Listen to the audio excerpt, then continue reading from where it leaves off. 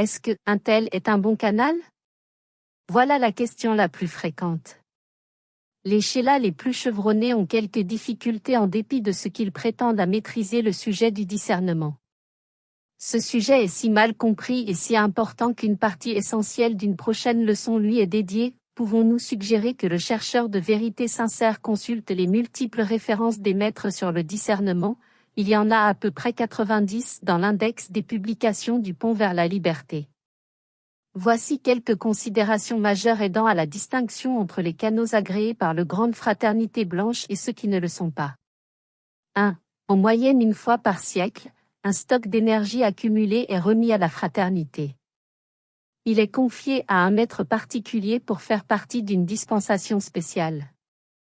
Cette dispensation est utilisée pour transmettre de nouvelles informations sur la loi cosmique, l'activité actuelle de la fraternité, les retraites de ses membres et d'autres faits que l'individu peut utiliser, soit pour faire son ascension dans cette incarnation, soit pour collaborer consciemment avec la fraternité.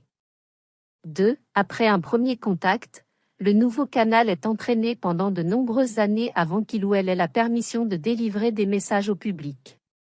3. Il n'y a jamais de glorification du soi externe. Tout semblant d'ego ou d'arrogance coupe immédiatement le contact. 4. Il n'y a jamais aucune transe ou perte de conscience, ou perte de contrôle sur l'esprit ou sur le corps.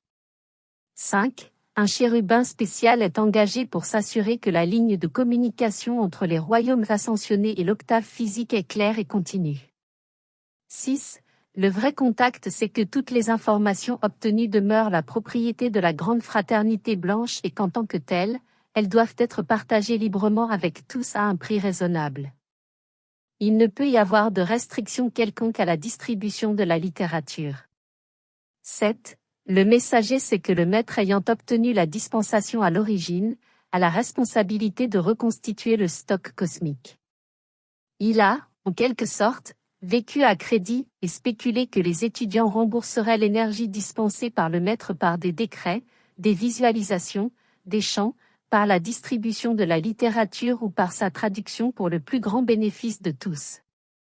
Émoticône, n'en croyant pas ses yeux, le contact véritable pratique les règles de la courtoisie spirituelle.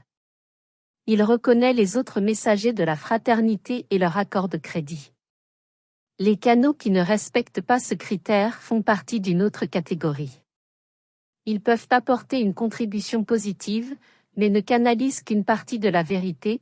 Ils sont incapables de transmettre des messages clairs et véritablement fiables.